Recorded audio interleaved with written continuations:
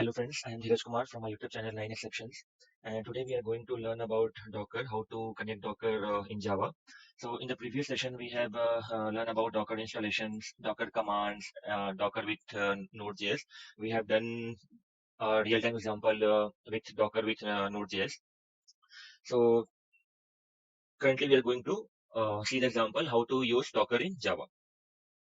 So this is my application, Docker Spring Boot example. Here I have a controller, entity class, repository, service, and my main class. So if you see, this is my controller class. So here I have two endpoints. That is, one is the message. It will return only a message, that is hello Docker. And second is a endpoint we have that is called all users. So it will return all the users that we have saved.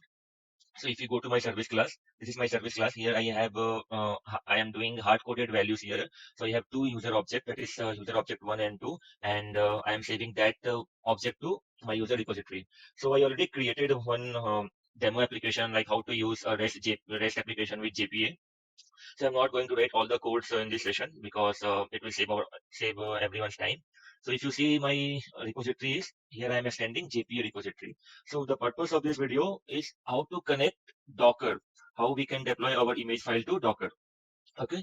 So if we come to the pom.xml file, here I am providing my jar name. My jar name is Docker Spring Boot. But if I will build this application, my jar will be created with this name, right? Docker Spring Boot example. But I want to create a small name, that is Docker Spring Boot. This will be my jar name. So if I will let me build this application so that a jar will be created.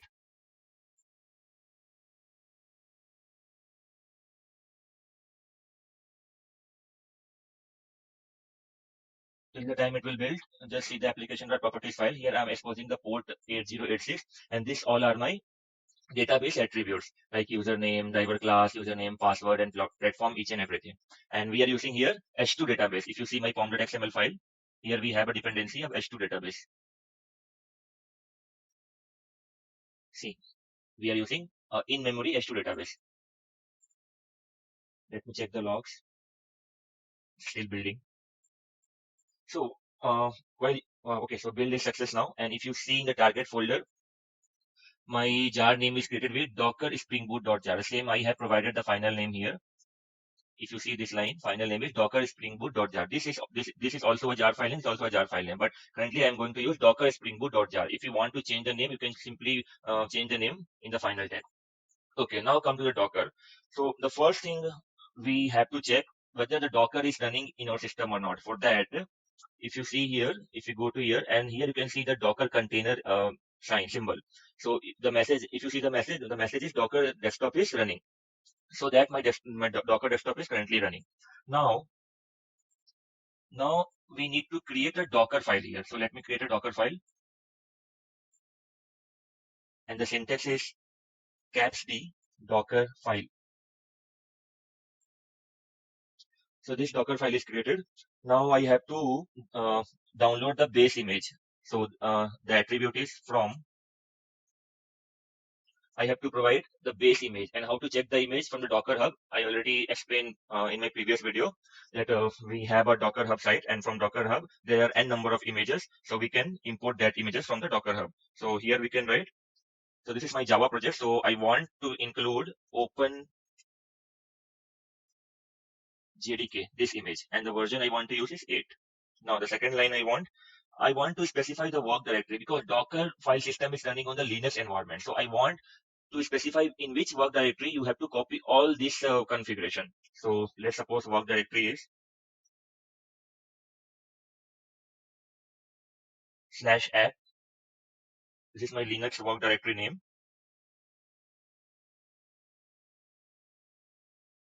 Now the third thing, we have to add our jar name here, right? So where we have a jar, we have inside that this target folder.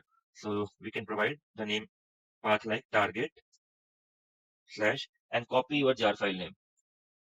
This one. I can copy this one also, but it's too big, so I'm not going to copy this one. I will copy only this one.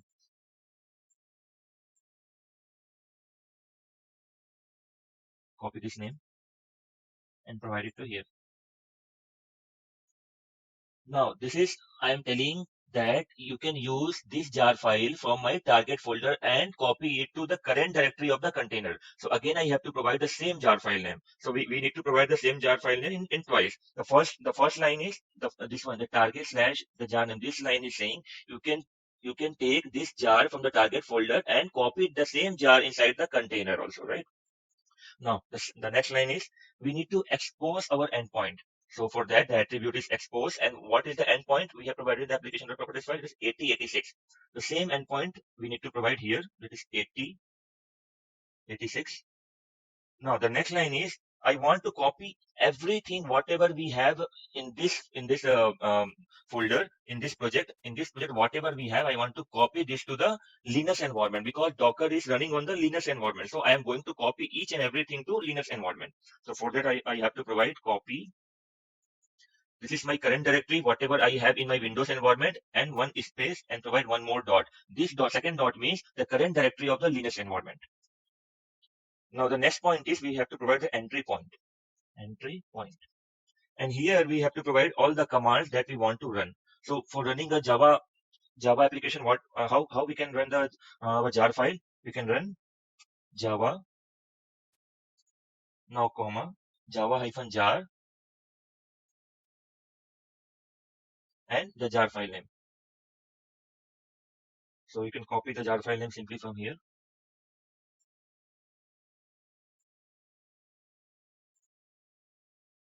That's it. So this is my Docker file. Now I have to run this Docker file in the GitHub. If you want, you can run from anywhere. So I have a GitHub, so I am going to run through GitHub. If you want, you can run through command line also. Let me clear the screen. So what all containers is currently running? Let me check that. Docker ps -- all.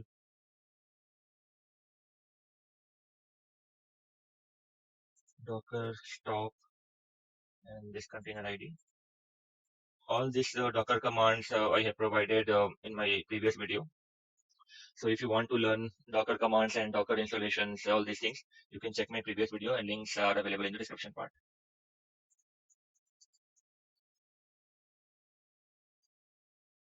Okay, so let me check whether all these containers are stopped or not.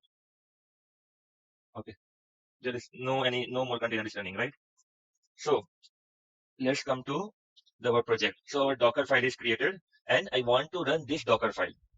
So the command is docker build -t. -t is I'm tagging this Docker file to my some name so that that name will be remembered. Because once I will run this Docker file, one image ID will be created. And if I want to run that image, if I will be run that image, then a container will be created. So while running the container, I have to remember that image ID. So sometimes the image ID will be so big. So it's difficult to remember that image ID. So that I am tagging this image through my unique ID so that at any time or at any point of view, I can run simply my tag name. So Docker build, here I am tagging to Dheeraj / my directory name or my project name. My project name is Docker Spring Boot example :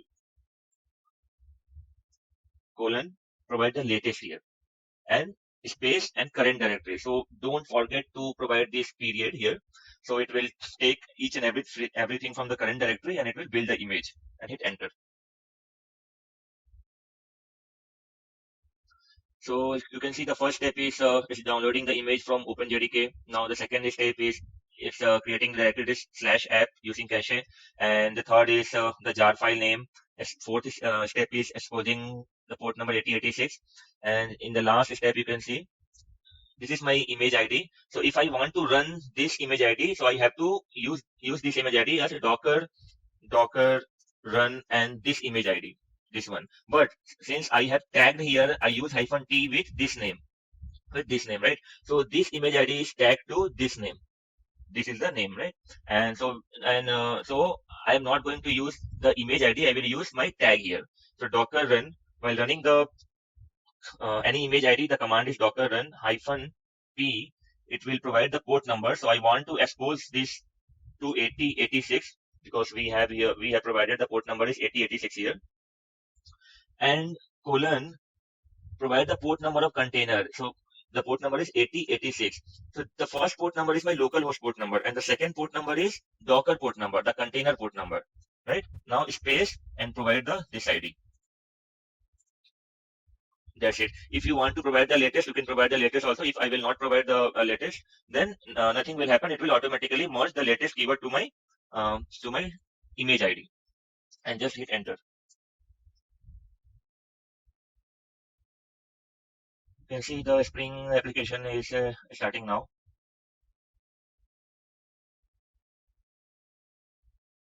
Okay, so the message is started user example in this second.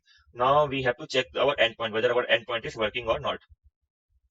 So we have http/localhost. What is the port number? The port number is 8086. Provide here 8086 and hit.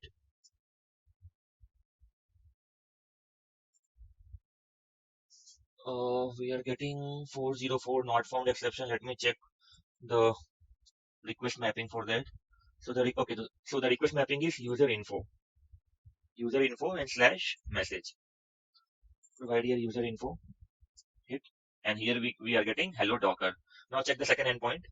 It is all user, and the output we need to get is this object 111, user 1, 222, and user 2. And here we are getting user ID is 111, username is user 1, and this is our second object, right? So this is the all we have done, like how to connect a Docker in a Java. And so in my next video, I am going to explain how to connect two containers in Java with Docker Compose. And there we will use MySQL in one container and our Spring Boot application in another container. Thank you.